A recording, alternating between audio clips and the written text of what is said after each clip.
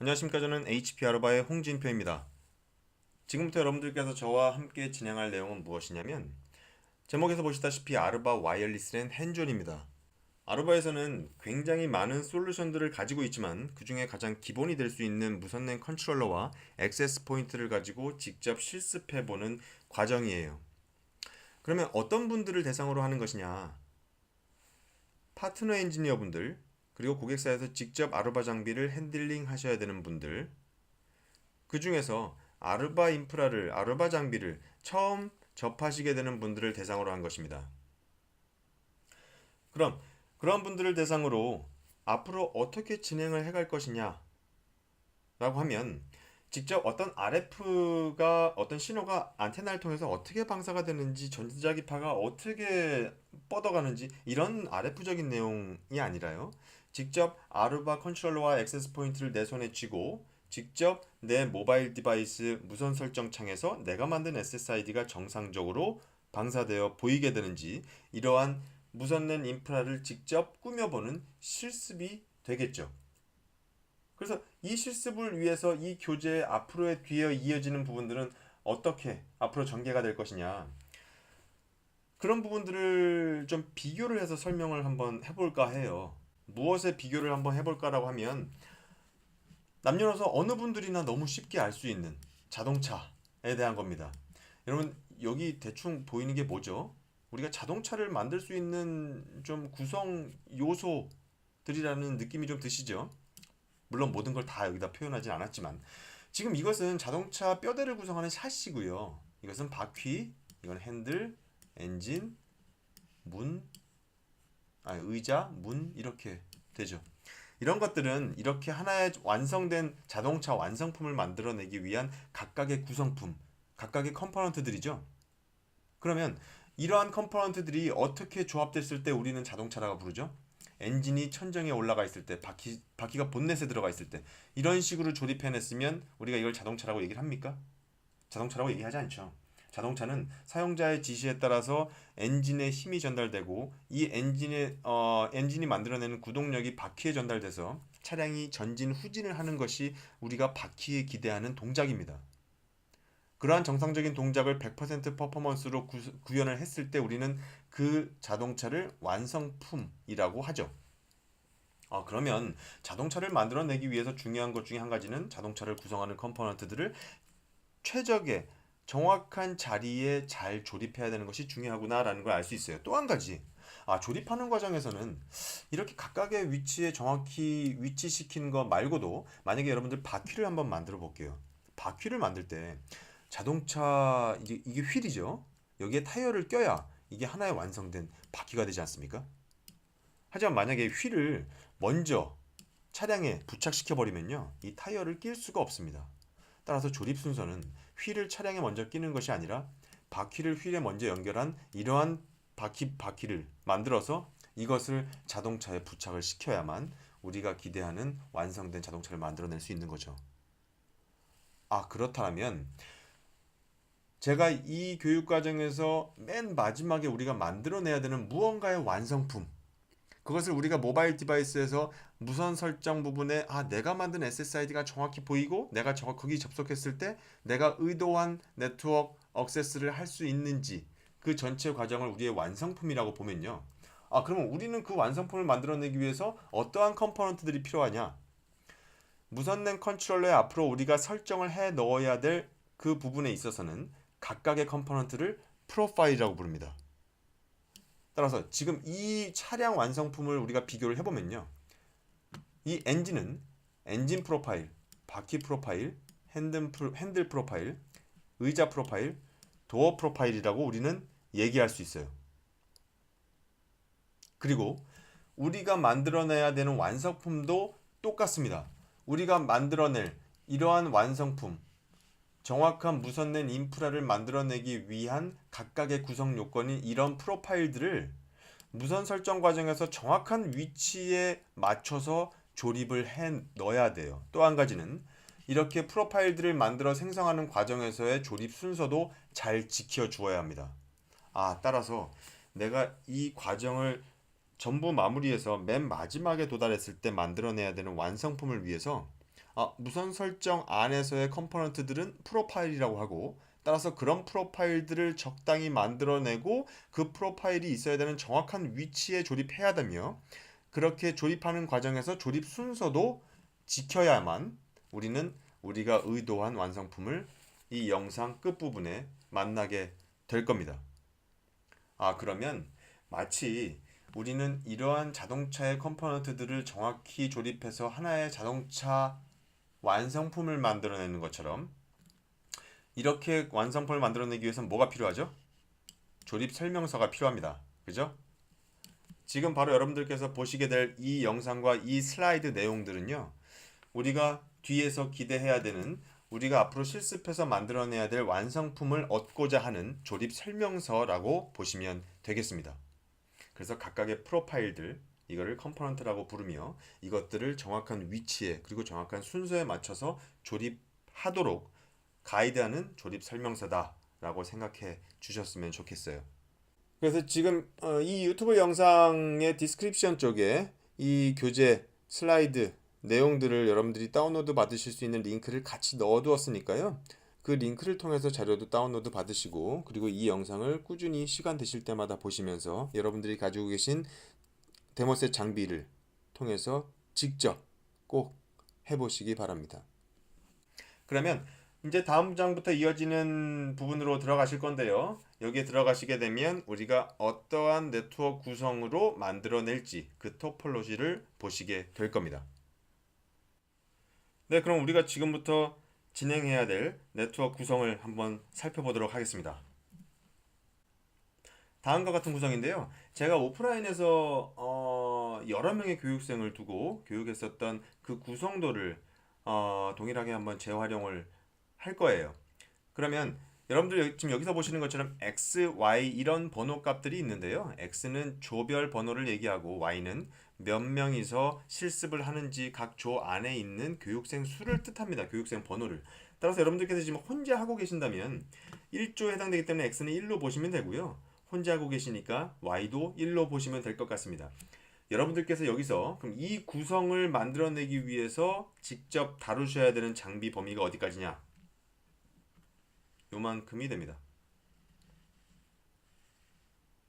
그리고 이 인증 서버, 요 관문 스위치라고 하는 부분인데 간단히 한번 말씀을 드릴게요. 여기 보니까 일단 VLAN 쪽을 한번 먼저 볼게요.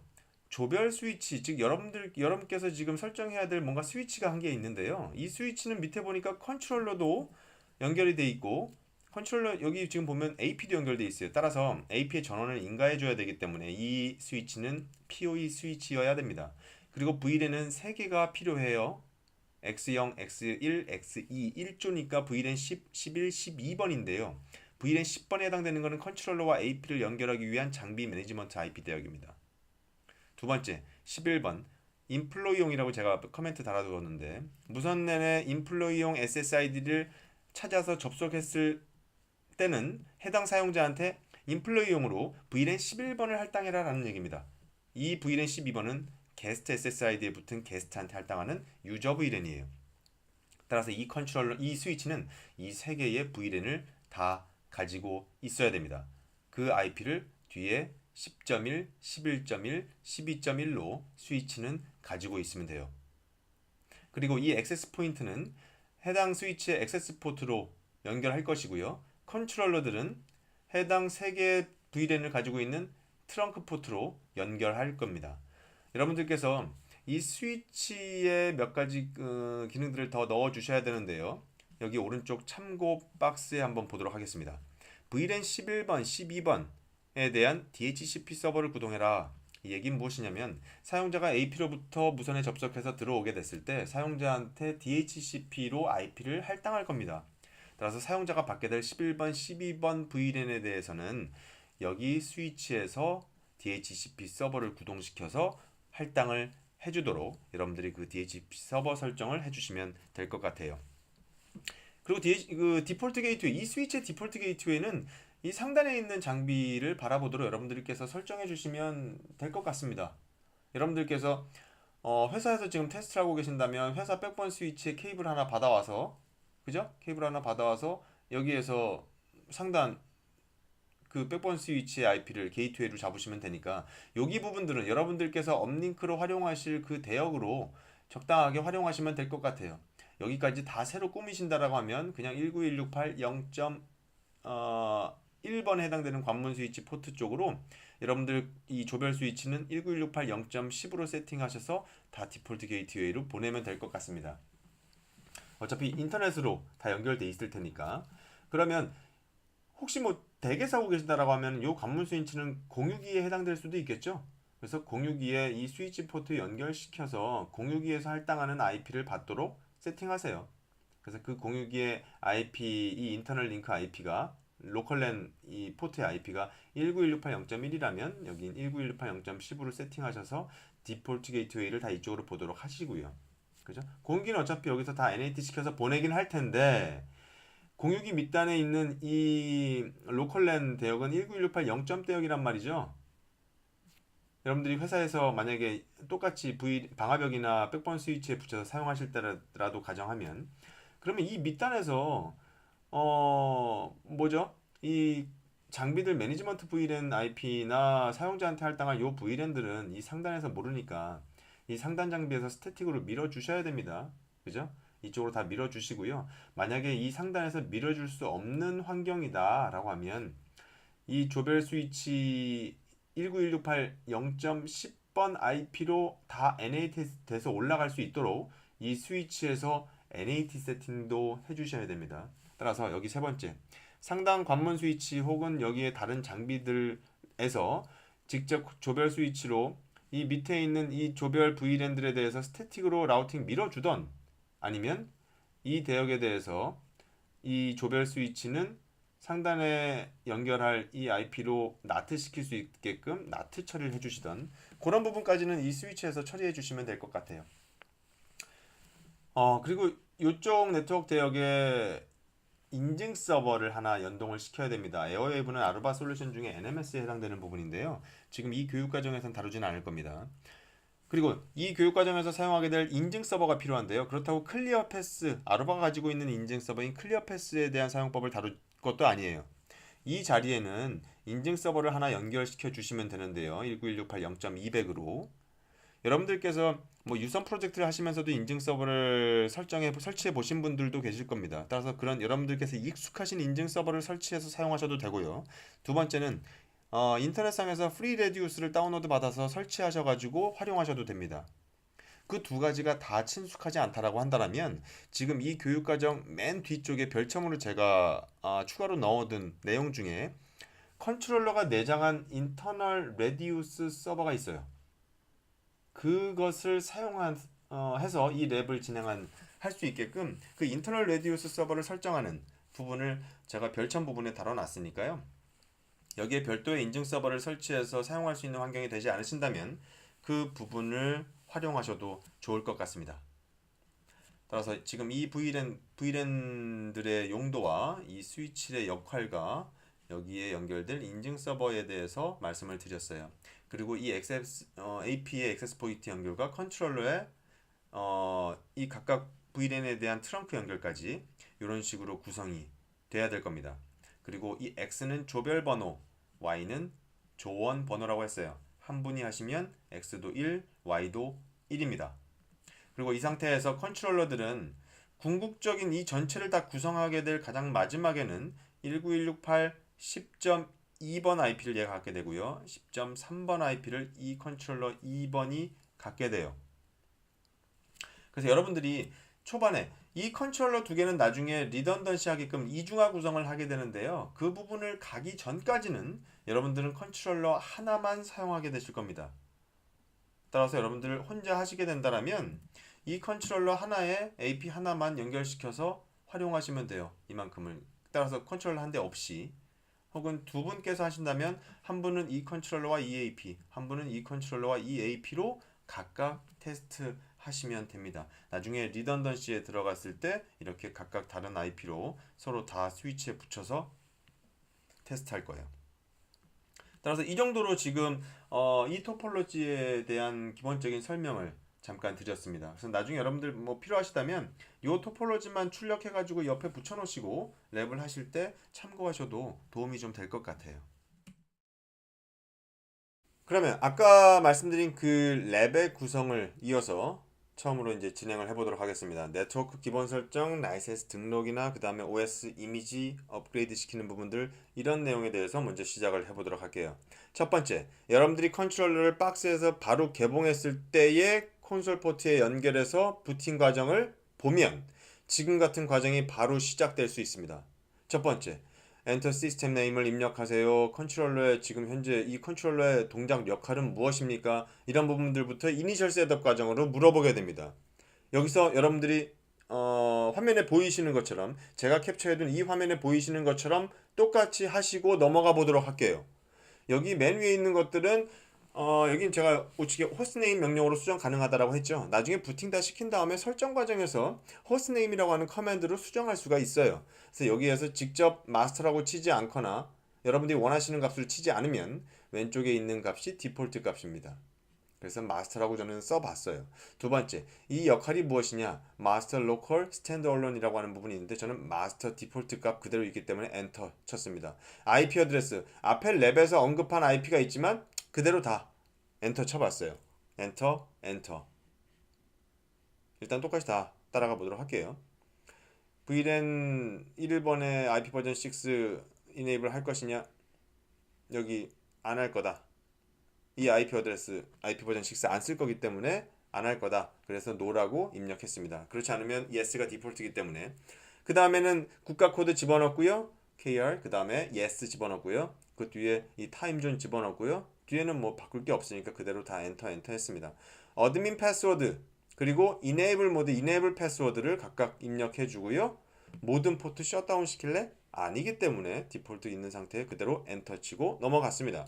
두 번째, 여러분들이 잘 보시면 화면이 두 가지로 나오는 걸 보실 거예요. 기본적으로 7000 시리즈에 해당되는 컨트롤러는 브랜치 컨트롤러다 라고 불러서 이니셜 셋업 할 수 있는 옵션들이 조금 더 있습니다. 그래서 이런 브랜치 컨트롤러를 처음에 부팅해 보면 이런 화면을 보실 수가 있을 거예요. 7200 시리즈 같은 컨트롤러는 아까와 같은 화면을 바로 보실 수가 있습니다. 하지만 최근에 들어서는 이제 막 8.0 OS나 이런 부분들을 보면 7000이나 7200 모두 다 이런 식으로 나오게 돼요. 근데 지금은 일단 기본적인 우리 여러분들의 OS 기본이 되는 지금 OS는 6점대 버전 기준으로 설명을 하게 됩니다. 그래서 여러분들이 보실 수 있는 화면은 어떤 컨트롤러, 7000대 컨트롤러, 7200 시리즈 컨트롤러 어떤 컨트롤러를 사용했는지에 따라서 지금 보이시는 화면, 그 다음에 이 화면 둘 중에 한 가지를 보실 수 있으니까요. 지금 보시는 이 화면은 7200에서 기본적으로 나오는 화면일 것이고 이것은 7000에서 보실 수 있는 화면이니까 이 기본적인 이니셜 셋업에 들어가기 위해서 이런 화면으로 시작한 이니셜 셋업이 보이면 풀 셋업이라고 하는 이 명령을 입력하시면 바로 아까 보신 화면처럼 넘어갈 수 있어요. 그래서 이니셜 셋업 화면으로 구동이 될 겁니다. 그런데 내가 만약에 지금 사용하는 컨트롤러가 바로 지금 박스에서 개봉해서 부팅된 것이 아니라 다른 쪽에 데모로 나갔다 오거나 다른 쪽에 활용했었던 다른 사람이 활용했었던 사용했었던 컨트롤러다. 그래서 내가 도저히 패스워드를 몰라서 들어가지 못하겠다 했을 때 패스워드 리커버리 방식은 방법은 여기 언급된 내용입니다. 패스워드 아이디 거기에 대한 패스워드는 forget me 느낌표를 입력하셔서 들어가신 다음에 enable로 들어가시고 configure 터미널 모드 들어가셔서 mgmt 유저 어드민 루트 권한에 해당되는 패스워드를 이렇게 바꿔라 라고 하신 다음에 다시 어드민 계정으로 로그인 하시면 됩니다. 그 다음에 여기서 보시면 write erase all이라고 해서 모든 내용 여기에 있는 설정들 다 지워버려야겠다. 기존에 누가 먼저 데모를 했었던 장비구나, 이미 설정을 해놓은 장비구나, 내가 다 설정을 지워버려야지 했을 때 해당되는 것이 write erase입니다. 이때 write erase all이 있고 그냥 write erase가 있는데 write erase는 config 내용을 전체 삭제하는 부분이고 write erase all이라고 하면은 라이센스를 포함한 전체 이 컨트롤러 내에 있는 DB의 모든 내용들을 다 삭제하는 것입니다.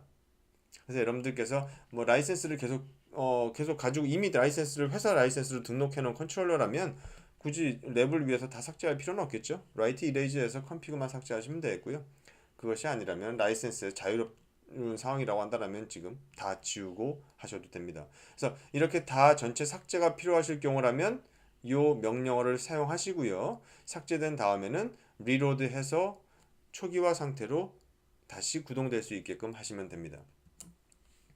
따라서 지금 여러분들 보시면 여기까지는 기본적인 이니셜 셋업을 하고 다 삭제하는 부분이에요. 이니셜 셋업을 했다라고 하는 것은 완전 초기화 상태라는 것이기 때문에 처음에 부팅해서 초기화 그 이니셜 셋업 창이 뜨신 분들은 그것만 진행하시면 되겠고요. 만약에 다른 쪽 데모에서 사용했었던 컨트롤러다라고 한다면 거기에 패스워드 리커버리해서 들어가셔서 write erase all로 다 날리신 다음에 리로드하고 그 다음에 부팅돼서 나오는 이니셜 셋업 창을 보고 기본적인 셋업만 하시고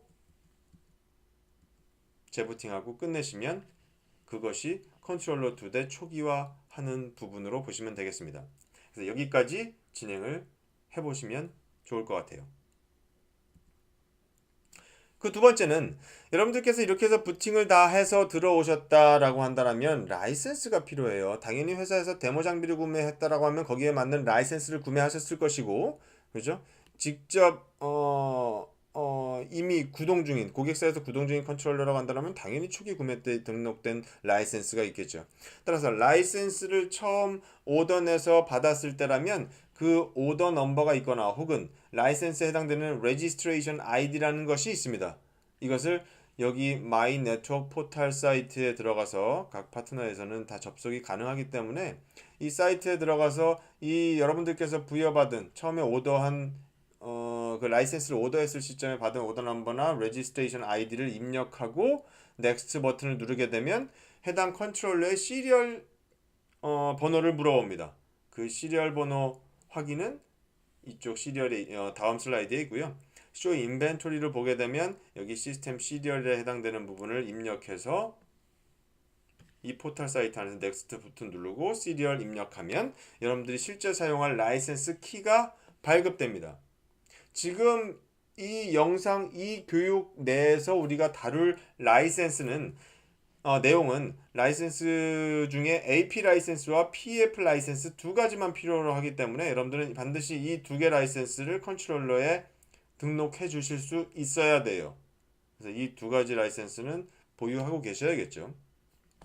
그래서 AP를 컨트롤러에 연동시킬 수 있는 라이센스와 여러 가지 접근 통제나 방화벽 기능들, 이런 기능들을 수행하기 위한 방화벽 라이센스에 해당됩니다.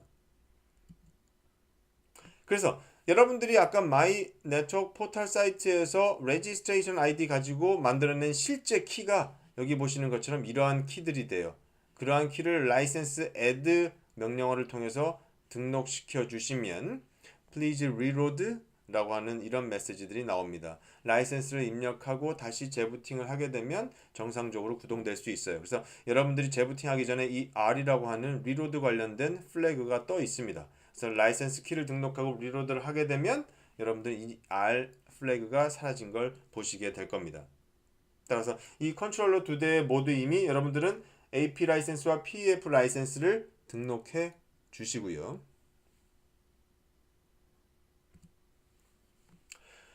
그 다음에 이어서 보면 여러분들께서 이제 필요로 한 OS를 다운로드 받으시면 됩니다. OS를 다운로드 받기 위한 사이트는 여기 언급된 것처럼 support.arubanetworks.com이 되겠고요.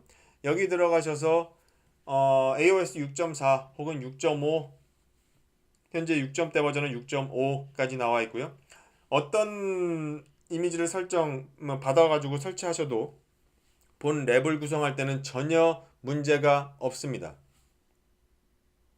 즉 지금 교재에서 다룰 내용은 우리가 생각하는 자동차라고 생각하는 기본 자동차를 만드는 거예요. 기초 자동차를 만드는 것뿐입니다. 여러분들 자동차에는 페라리도 있고 그죠? 폴쉐도 있죠. 굉장히 하이 퍼포먼스에 굉장히 고성능과 우리가 상상도 할 수 없는 많은 기능들이 있지만 얘도 자동차예요. 하지만 굉장히 작은 경차도 자동차입니다. 아셨죠? 6.4, 6.5 나아가서 또 8.0에서 훨씬 더 많은 아루바가 제공하는 고급 피처들이 있겠지만 우리가 만드는 건 기본적인 자동차고 따라서 어떤 이미지를 여러분들께서 다운로드 받아서 쓰시더라도 전혀 상관없이 동일하게 진행하실 수 있어요. 그래서 6.4나 6.5 여러분들께서 다운로드 받으시면 될 것 같습니다. 여러분들 아까 초기 이니셜 셋업 때 컨트롤러 초기 세팅 때 어떻게 IP 세팅됐죠? 우리가 만진 IP가 없단 말이죠. 디폴트로 들어있는 172.16.0에254 IP 그대로 넣고 엔터 쳤습니다. 그죠? 그래서 컨트롤러 IP는 0.254로 그대로 들어있을 것이고, 따라서 여러분들께서 이 컨트롤러에 랜카드로 연결해서 직접 이제 설정을 한번 해볼 거예요. 어떤 설정을? 여러분들께서 다운로드 받은 이미지를 직접 업로드 시켜 볼 겁니다. 그래서 여러분들 PC에 IP 세팅하시고요. 네, IP 세팅하시고 컨트롤러 포트에다가 연결시키셔서 직접 브라우저 창에다가 컨트롤러 IP 입력하시면 이러한 로그인 창을 보실 수가 있을 거예요. 아까 이니셜 셋업 때 여러분들께서 입력하신 어드민의 패스워드를 넣어주시면 됩니다. 전 여기서 enable이라고 했기 때문에 어드민 패스워드로 enable을 치고 로그인을 했어요. 로그인을 한 다음에 여러분들 메인터넌스 메뉴에 들어가서 이미지 매니지먼트 부분이 있습니다. 이미지 매니지먼트 들어가 보시면 여기서 로컬 파일을 체크해서 여러분들 PC에 다운로드 받아 계시는 그 이미지 파일을 선택하시면 돼요. 그래서 여러분들이 이 다운로드 받으실 때는 7000 시리즈에 맞는 이미지가 있고요. 7200 시리즈에 맞는 이미지가 있어요. 여러분들이 사용하시는 컨트롤러가 무슨 기종이냐에 따라서 OS를 잘 다운로드 받으시기 바랍니다. 그래서 6.4 대역을 받으신 6.5 대역의 이미지를 받으시던 무방합니다. 그런 이미지를 받으셔서 여러분들은 파티션 0, 파티션 1 둘 중에 아무 곳이나 선택해서 설치하시면 돼요. 파티션 0번에 이미지를 올릴 것이다. 그 다음에 업그레이드 후에 리부트해라. 그 다음에 리부트 전에 세이브 현재 컨피그레이션을 저장해라 라고 하는 부분에 대한 옵션들입니다. 컨트롤러에는 파티션이 두 가지가 있어요. 이미지를 하나 두고서 업그레이드 할 때 이쪽 파티션 1에다 업그레이드 하고서 부팅 시키게 되면 뭔가 문제가 있었던 것 같아요. 원래대로 돌아가고 싶다. 그렇게 되면 파티션 0에서부터 부팅 시켜라 라고 명령을 입력해주고 재부팅 시키면 다시 기존 OS를 가지고 파티션 0으로 부팅됩니다. 그래서 이런 용도를 포함해서 컨트롤러에는 두 개의 파티션이 있고요. 현재 어떤 이미지로 구동되고 있는지는 파티션 뒤쪽에 이런 별표 표시하고 디폴트 붓이라고 써 있는 부분이 있죠. 현재 이쪽을 통해서 이 컨트롤러는 부팅이 되고 있고 이 파티션에 있는 이미지로 구동이 되고 있는 것입니다. 그래서 여러분들께서 이쪽에 만약에 현재 구동 중이다라고 한다면 이쪽을 파티션을 1번으로 체크하시고 업그레이드를 진행해 보셔도 좋을 것 같아요. 그러면 이쪽은 그대로 유지되고 있고 이쪽이 이제 여러분들이 이제 올리실 6.4.x.x로 올라가든 6.5.x.x로 올라가든 올라갈 겁니다. 그래서 업그레이드를 진행해 주시면 될 것 같아요. 여러분들 이제 두 개의 컨트롤러 모두 앞에서 말씀드린 것과 같은 방식으로 업그레이드 하신 후에 다 재부팅이 되게 되면 CLI 화면 콘솔 창에서 쇼 이미지 버전으로 확인해 보시거나 아니면 앞선 이 메뉴의 GUI로 들어가셔서 정상적으로 OS가 올라갔구나 라는 것을 확인해 보시기 바랍니다. 여기까지 여러분들께서 업그레이드를 마치셨으면 이제 기본적인 네트워크 인터페이스 설정을 할게요. 기본적으로 유선 스위치 여러분들께서 달아보신 것처럼 다 동일합니다. 굉장히 설정 다 동일하기 때문에 크게 어려움 없으실 거예요. 여기서 지금 보면 업그레이드 한 이후에 현재 컨트롤러에서 show 컨트롤러 IP라고 입력해 보면 현재 컨트롤러의 대표 IP에 해당되는 IP VLAN 정보가 나와 있습니다. 지금 이 컨트롤러는 이니셜 셋업 때 여러분들이 그대로 디폴트 값으로 두신 VLAN 1번이라고 하는 것 하나밖에 없고요. 그 1번 VLAN에 해당되는 IP 어드레스 하나밖에 없습니다. 기본적으로 부팅됐을 때 VLAN 1번에 할당되어 있는 IP가 이 컨트롤러의 대표 IP예요. 컨트롤러의 대표 IP다라고 하는 것은 굉장히 여러 가지 기본적인 역할들을 가지고 있는데 앞으로 하나하나씩 우리가 알아가겠지만 나중에 이제 컨트롤러 간 리던던시 설정을 할 때 보더라도 그때 서로 간을 인지하는, 각 컨트롤러 간 서로를 인지하는 IP도 역시 이 컨트롤러 IP에 해당되는 IP와 VLAN 정보를 사용한다 라고 보셔야 됩니다. 따라서 지금 우리가 여기서 볼 때는 컨트롤러 IP라고 해서 보이는 부분이 별게 중요하지 않을 수 있겠지만 나중에는 굉장히 신경을 써야 되는 부분이에요. 그리고 여기 쇼 컨트롤러 IP나 아니면 쇼 IP 인터페이스 브리프 뭐 이런 것들을 쳐서 보셨을 때 여러분들은 지금 이니셜 셋업에 있었던 VLAN 1번 EIP 요거밖에 없습니다. 우리가 랩 화면 첫 번째 슬라이드에서 봤을 때 랩 토폴로지를 봤을 때 보면 여러분들은 다 19168 이런 식으로 시작하는 IP를 보셨죠? 그리고 VLAN 10번, 11번, 12번에 해당되는 부분들 보셨고 우리가 이 VLAN 1번, VLAN 1번의 이 IP 사용하지 않을 거예요. 우리가 필요한 이제 VLAN과 IP를 할당하기 시작할 겁니다. 여러분들이 이제 시작하시는 1조기 때문에 10, 11, 12번을 생성할 겁니다. 10번이 매니지먼트 VLAN용, 그 다음에 11이 인플로이용, 그 다음에 12가 게스트 유저 VLAN용이죠. 그래서 이렇게 활용하시면 되겠고 이 서브넷은 1번 컨트롤러, 2번 컨트롤러가 동일하게 이 세 개 VLAN을 이 VLAN ID 데이터베이스를 생성해 주시면 됩니다. 앞서와 같이 생성해 주신 다음에는 각 VLAN의 IP 어드레스를 그대로 집어넣어 주시면 돼요. 인터페이스 VLAN 10 Description Controller IP 이건 이제 컨트롤러 IP를 쓰기 위한 것이다 라고 우리가 디스크립션만 달아놨네요. IP 어드레스 집어넣었죠. 앞에 랩 토폴로지 안에 명시되어 있는 IP 디자인 체계대로 그대로 넣습니다. 2번 11.2번 12.2번 그대로 줬어요. 그리고 디폴트 게이트웨이는 뭐다? 여러분들 각 조별 스위치에 해당되는 그죠? 그 스위치 갖고 있는 IP죠.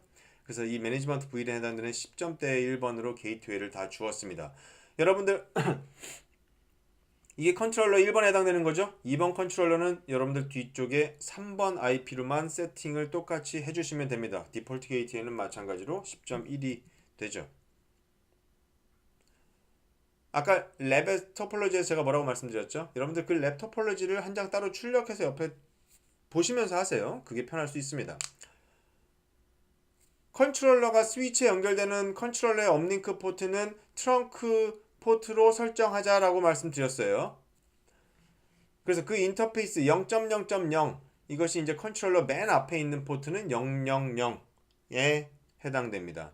스위치 포트 모두 트렁크를 하고 allowed VLAN은 10, 11, 12번 VLAN을 다 allowed 시켰어요. 그러면서 매니지먼트 VLAN의 경우 네이티브로 지정을 하고 싶다라면 요 밑에다가 스위치 포트 트렁크 네이티브 VLAN 아이디로서 10번을 주시면 이제 10번 VLAN은 네이티브 VLAN으로 세팅되게 됩니다. 그래서 그 부분은 여러분들 상단에 있는 여러분들의 그 조별 스위치 그걸 사용했을 때 조별 스위치랑 똑같이 네이티브 VLAN으로 맞출 것이냐 아니면 다 태깅해서 보낼 것이냐에 따라서 여러분들이 네이티브 VLAN을 쓸 것인지 말 것인지를 결정해 주시면 될 것 같아요. 그죠? 그 다음에 아까 여러분들이 쇼 컨트롤러 IP다 라고 한다면 VLAN 1번에 아까 기본적으로 들어가 있었던 1726 0.254가 아마 표시가 될 겁니다. 우린 분명히 이제 그 VLAN과 IP를 안 쓴다고 그랬어요. 컨트롤러 매니지먼트 VLAN에 해당되는 VLAN 10번을 컨트롤러 IP로 사용할 겁니다.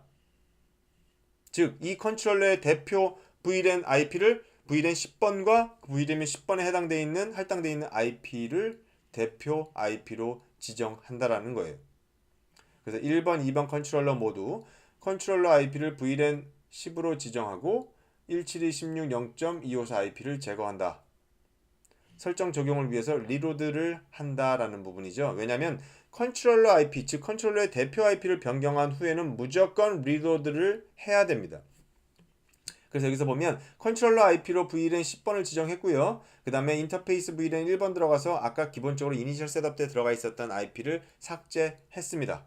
그리고 리붓을 하라고 해서 리붓을 하게 돼요.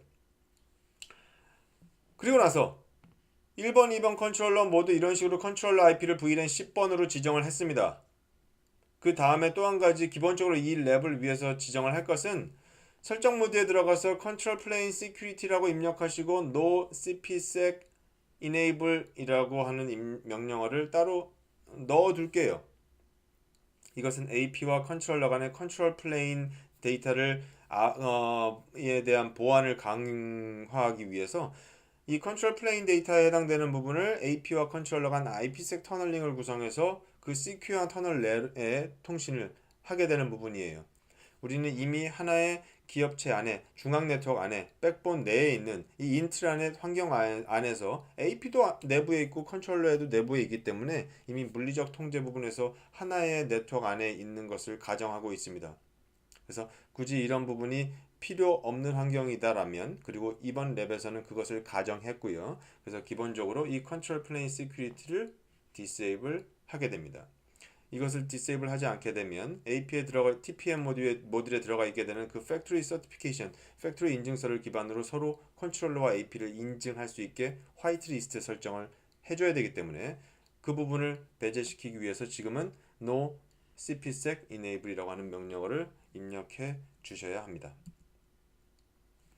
그래서 컨트롤러 두 대 모두 앞에서와 같이 VLAN 각각의 VLAN 설정한 부분에다가 컨트롤러 업링크를 트렁크로 만들어 주시고요.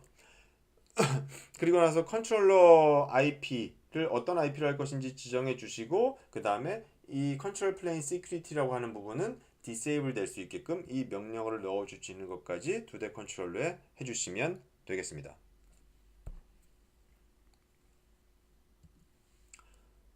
다음이에요.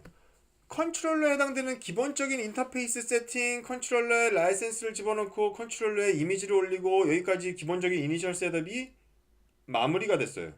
그러면 이제 이번에는 AP의 초기 설정입니다.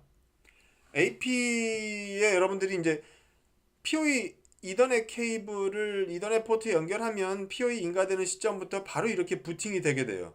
그 부팅 화면인데 여기 보시면 아랫부분에 hit enter to stop auto boot 이렇게 나오게 되죠. 이게 이제 카운트다운이 됩니다. 이제 5, 4, 3, 1 카운트다운 되는데 0이 되기 전까지 여러분들이 엔터를 치시면 이 부트 모드에 들어가게 돼요. 그래서 콘솔 포트를 연결한 다음에 부트 모드에 들어간 다음에 이 AP의 기본적인 IP 어드레스를 포함한 기본적인 내용을 입력할 겁니다. 이 AP는 기존에 이미 다른 컨트롤러에 연결해서 사용됐을 수도 있을 것 같아요. 그렇기 때문에 기본적인 어떤 다른 설정이 있다라면 이것을 지워보자. 그 명령어가 바로 purge입니다. purge env라고 입력을 하시면 모든 내용이 삭제돼요. 기본 내용이. 그러면 기존에 어떤 설정이 있었는지는 무엇으로 보면 되느냐? 여기 우측 하단에 보이시는 것처럼 명령어 print env라고 하는 것을 입력해 보시면 기존에 어떤 IP가 있었는지 혹은 어떤 컨트롤러에 붙었었는지 이런 이 기본 정보에 대한 부분 이 AP에 설정된 기본 정보가 뭐가 있는지를 알 수가 있어요. 그래서 print env를 했었더니 뭔가 정보가 있다. 그럼 purge env를 해서 그 데이터들을 싹 삭제하시면 됩니다. 그리고 난 다음에 여러분들이 이제 실제 구성하고 싶으신 설정들을 넣어줘야겠죠. set env가 바로 그 명령어입니다. IP 어드레스를 넣어줘야 되는 것이고, 그래서 IP 어드레스는 아까 똑같이 매니지먼트 VLAN인 19168 10점대에다가 X와 Y 조합으로 했죠. 여러분들 혼자 하고 계시다면 그것은 바로 11로 입력해 주시면 되겠고, 게이트웨이 IP는 여러분들 그 10.1 스위치 IP가 되겠죠. PoE 스위치. 그래서 여러분들 여기 set env 뒤에 들어가는 요 문구들은 이 밸류 값들은 정확히 입력해 주셔야 돼요. 왜냐면 IP, ADD, RESS 이렇게 입력한다라고 해서 이 문장이 오류나진 않습니다. 입력이 돼요. 하지만 정상적인 구동을 위해선 이 문구를 그대로 맞춰 주셔야 돼요. IP, ADD, R이라고 쳐주셔야만 IP가 세팅됩니다. 넷마스크 이걸 만약에 서브넷 마스크라고 써주셨다 하더라도 이것이 입력했을 때 오류가 나지 않고 입력이 돼요. 하지만 넷마스크로 써주셨을 때만 동작을 합니다. 그래서 이 IPADDR, 넷마스크, 게이트웨이 IP 이런 것들은 정확히 지켜주셔야 돼요. 그 다음 name은 이 AP의 이름에 해당됩니다. 이름을 지어주시면 되고요. 그 다음에 이 그룹이라고 하는 부분은 컨트롤러에는 여러 가지 AP 설정 그룹들이 있어요. AP 그룹에 따라서 설정들이 다 달라집니다. 즉 AP를 어떤 AP 그룹에 집어넣느냐에 따라서 AP가 동작하는 설정들이 다 달라지죠. SSID를 다른 걸 띄울 수도 있게 되고요. 이런 식으로 AP 그룹에 따라서 이 AP는 모든 설정들이 달라집니다. 그래서 그 AP 컨트롤러의 어떤 AP 그룹에 들어갈 것인지 해당되는 게 그룹이라는 것이고, 중요한 것 마스터, 서버 IP. AP는 부팅을 하게 되면 마스터 컨트롤러라고 하는 그 컨트롤러를 찾아가게 됩니다. 그래서 그 컨트롤러를 찾아가서 AP가 가지고 있는 자기 자신이 가지고 있는 이미지, OS 이미지와 컨트롤러의 OS 이미지를 비교해서 다르구나 라고 한다면 바로 이미지를 새로 다운로드 받습니다. 그 이미지를 다운로드 받는 IP가 바로 서버 IP예요. 그리고 이미지를 다운로드 받아서 이미지를 똑같이 맞춘 다음에 또 해야 될 것은 뭐냐면 마스터한테 컨피그레이션을 받게 됩니다. 따라서 이 마스터한테는 이미지 체크를 해야 되고 컨피그레이션도 다운로드 받아야 되는 중요한 역할을 하기 때문에 AP는 이 마스터를 바라보고 있어야 돼요. 따라서 이 마스터 IP로 지금 보면 1916810.2 이렇게 써 있는 것이 컨트롤러 IP를 여기에 넣어주게 되는구나 라는 것을 우리가 볼 수가 있죠. 그래서 여러분들이 1차적으로 1번 컨트롤러에 해당되는 IP를 마스터 IP를 집어넣고 서버 IP를 똑같이 마스터 IP를 집어넣게 되면 마스터한테 가서 이미지가 같은지 다른지 물어보고 이미지가 다르니 OS를 받아야 되는데 누구한테 받을 것이냐, 그 마스터 컨트롤러한테 똑같이 받겠다라는 거예요. 그래서 이 서버 IP는 이미지가 다르다면 여기 가서 받아라 라는 얘기입니다. 그래서 이미지를 똑같이 맞추면 그 다음 다시 컨피그레이션을 누구한테 받느냐, 여기 써있는 마스터한테 받게 되는 겁니다. 그래서 이런 기본적인 설정을 여기다 해두고 이것을 저장하기 위해선 save라는 명령어가 필요하고요. 이 다음에 다시 이 부팅 과정을 다시 반복시키기 위해서 reset이라는 것을 치시게 되면 다시 얘는 부트 과정을 거치게 됩니다. 그래서 이 뒷부분을 보면 AP가 여러분들 잠깐 여기서 보시는 것처럼 이 그룹 이런 것들 지금 바로 다 세팅해서 재부팅 시키지 말고요. 요 부분 먼저 보시고 랩을 해보시기 바랍니다. AP를 처음 붙이게 되면 AP와 컨트롤러 이미지가 좀 다를 수가 있어요. 그렇게 되면 AP가 서로 처음에 올라오자마자 AP는 show AP 데이터베이스다라는 것을 컨트롤러 CLI에서 입력시켜 보십시오. 이 명령어를 통해서 여러분들은 어떤 AP가 올라왔구나, 내가 이름을 부여한 그 AP가 이러한 IP를 가지고 나한테 붙었는데 업그레이딩 과정을 거치고 있구나, 즉 이미지가 달라서 지금 현재는 OS 업그레이딩 과정에 있는 것입니다. 최초 AP 부팅 시 컨트롤의 OS 이미지와 일치 여부를 확인해서 상이할 경우 AP는 업그레이드를 진행하는데요. 그 이후에 이제 AP가 컨트롤러와 서로 붙어 있는지를 서로 상호간 체크를 해요. 헬스 체크를 하죠. 얘가 붙었는지 살았는지. 그것을 체크하기 위한 통신 포트는 UDP8211 포트를 씁니다. 네, UDP8211 포트를 쓰게 되고, 따라서 실제 AP가 올라온 다음에 얘네들이 이제 헬스 체크를 정상적으로 하기 시작했구나 했는지 안 했는지를 보기 위해서라면 이 show data path session이라고 하는 명령어는 실제 모든 source destination 간의 통신을 주고받는 모든 내역들을 보여주는 부분입니다. 그래서 include 8211로 해서 UDP 8211로 헬스 체크하는 서로 간이 있느냐라는 것을 보기 위해서 AP가 다 부팅되고 올라왔을 때 이런 명령어로 한번 확인해 볼 수 있어요. 8211이 올라오는 이제 여기는 서로 붙기를 시도하고 곧 연동되겠구나 라는 것을 예상할 수가 있습니다. 그래서 보면 여러분들 아까 이전에 1번, 2번 컨트롤러에 모두 컨트롤 플레인 시큐리티를 디세이블 시켰어요. 그죠?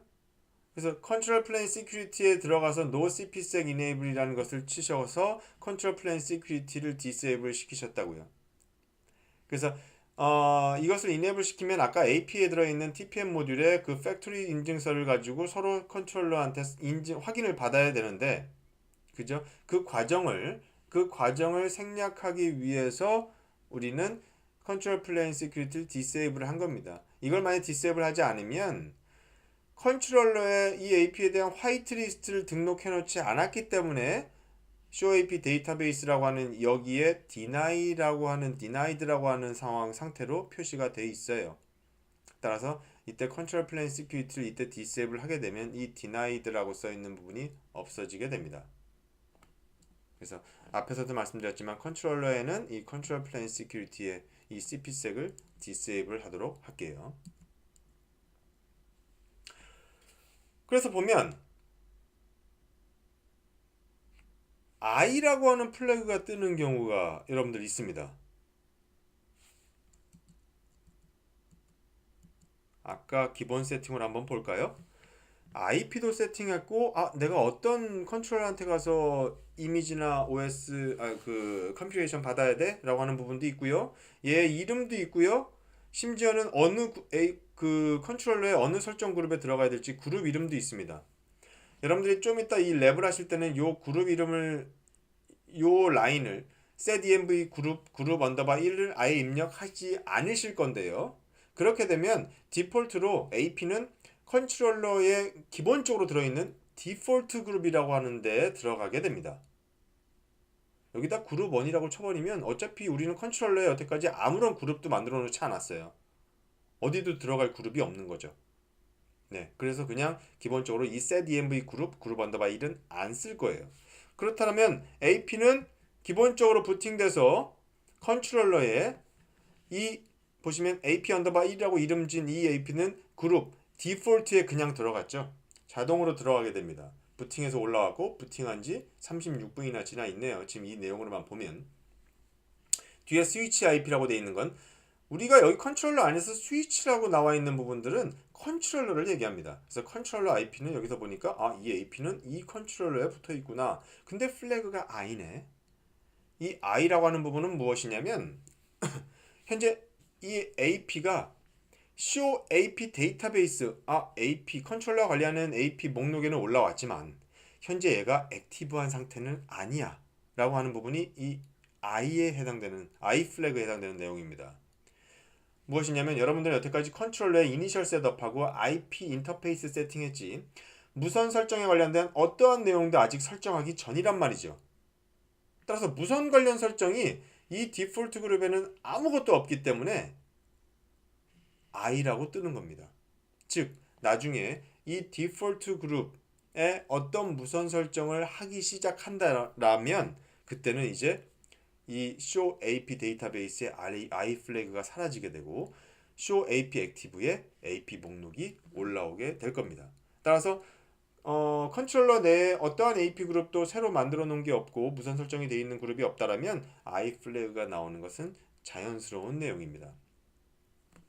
그래서 여러분들 여러분들께서 실제 이제 사용하시게 될 AP를 초기 셋업 아까 보인 초기 셋업대로 해서 그대로 두시고요. 한 가지만 그룹 이름은 넣지 말고 세팅하자라는 거예요. 그죠? 컨트롤러에 기본적으로 들어있는 디폴트 그룹을 그냥 넣기 위한 겁니다.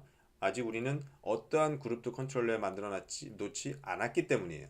그래서 여기까지 AP의 이니셜 셋업을 진행해 보시기 바랍니다. 앞선 슬라이드에서 여러분들 그 AP의 이니셜 셋업하는 부분을 보셨어요. 거기에 보시면 한 가지 기억나는 게 set env master 그 다음에 IP 어드레스를 준 게 기억나실 겁니다. 그게 무엇이냐면 AP한테 알려주는 거예요. AP 이 set env master 뒤에 있는 IP가 네가 찾아가야 될 네가 가서 뭐 이미지도 물어보고 컴퓨테이션도 다운로드 받아야 될 마스터 컨트롤러라고 하는 애의 IP니까 여길 찾아가라고 하는 알려주는 부분입니다. 그럼 이렇게 AP 입장에서 컨트롤러, 마스터 컨트롤러를 찾는 방법이 무엇이 있느냐라고 한다면 여기 위에 붉은 글씨로 써 있는 것처럼 ADP, 아로바 디스커버리 프로토콜, 그 다음에 DHCP, 그 다음에 스태틱, 그리고 여기엔 제가 추가로 언급하지 않았지만 DNS 룩업 이런 방식을 통해서 마스터를 찾게 됩니다. 그러면 AP가 전원 PoE 전원이 인가돼서 부팅을 시작한 제일 첫 번째에 찾게 되는 방식이 무엇이냐? AP의 IP조차 예를 들면 뭐 AP 역시도 DHCP 서버로부터 IP를 받는다고 가정을 할게요.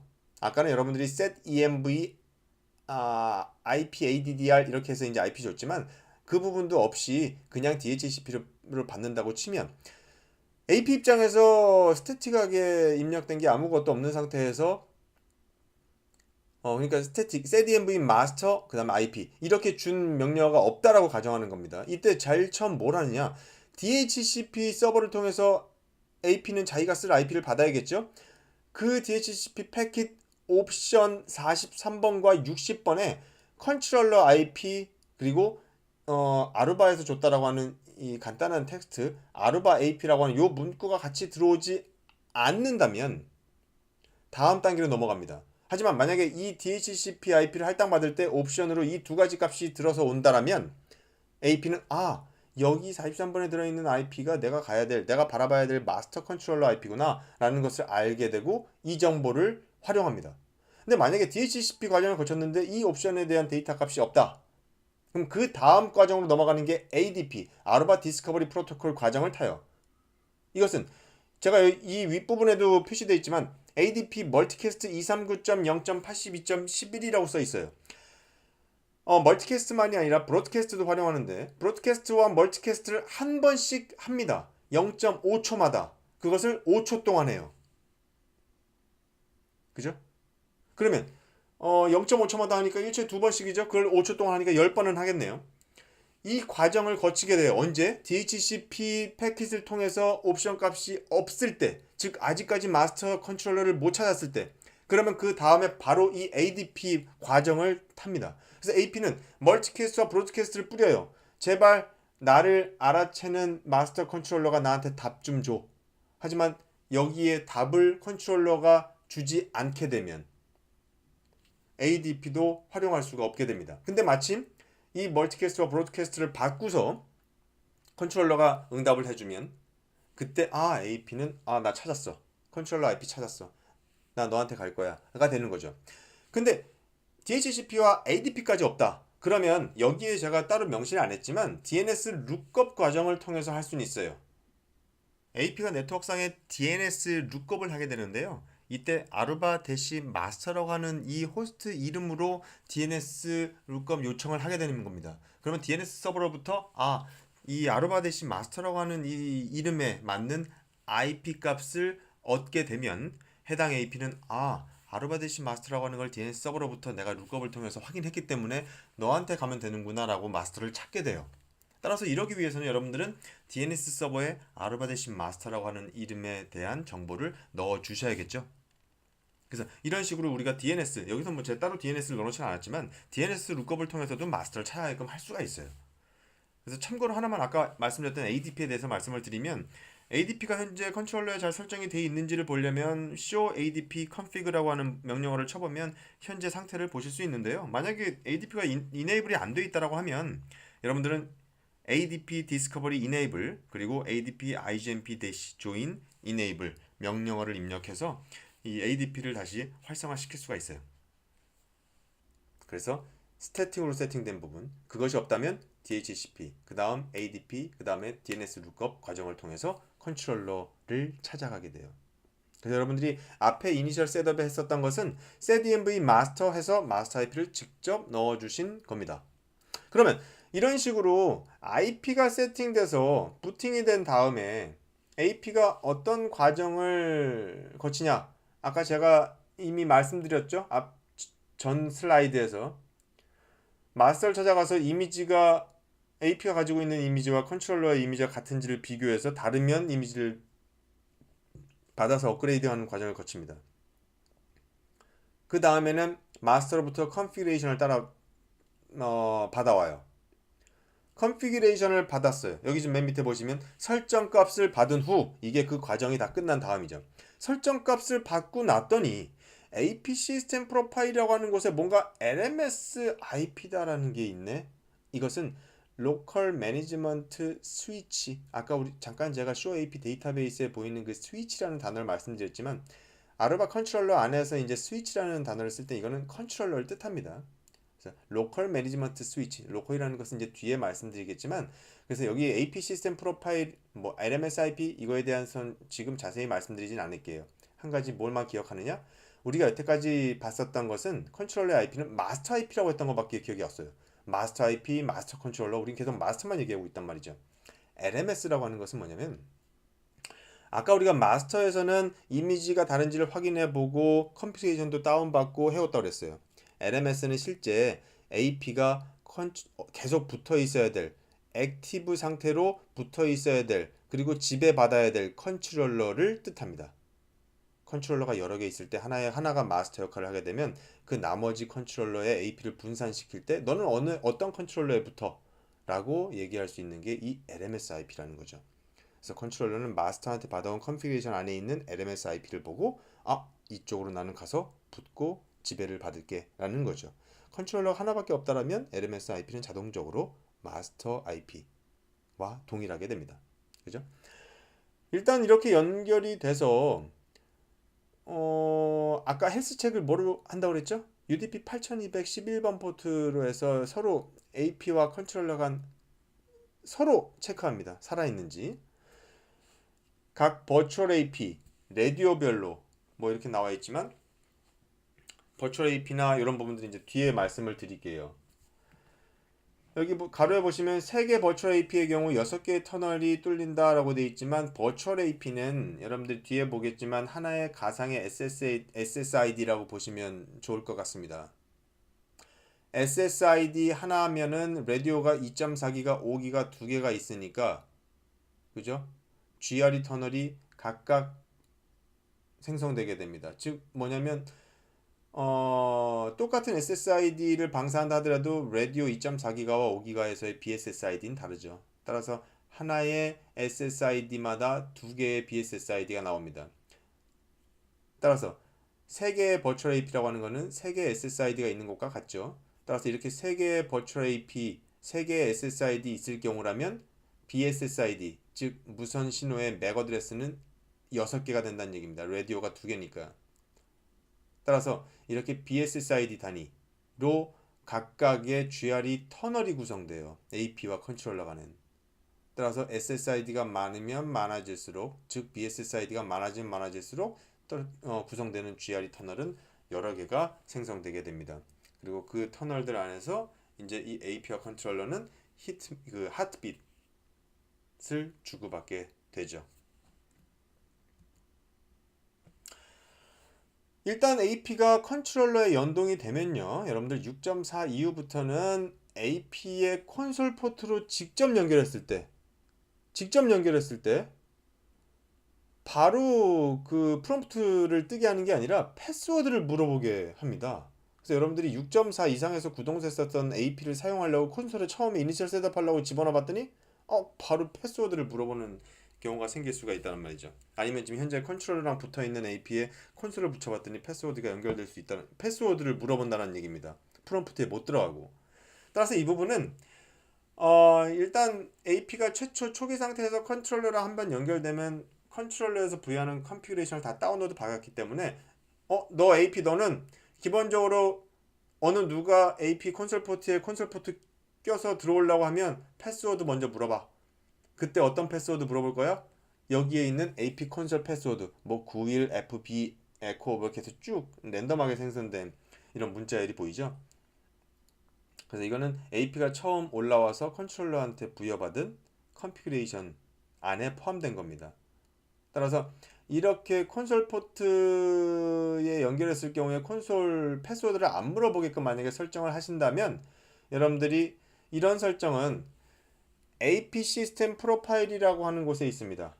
각각의 이런 설정을 위한 값들은 우리가 다 뒤에 가서 볼게요. 지금은 AP 시스템 프로파일을 뭐 기억하는 것과 떠나서 당장에 콘솔 패스워드를 난 보기 싫다 라고 하시는 분이 계신다면 컨트롤러의 컨피규어 터미널 모드에 들어가서 AP 시스템 프로파일 디폴트 치시고 안에서 share password disabled 라고 치시면 더 이상 이제 콘솔 포트에 연결했을 때 AP 콘솔 포트 연결했을 때 패스워드를 물어보지 않아요.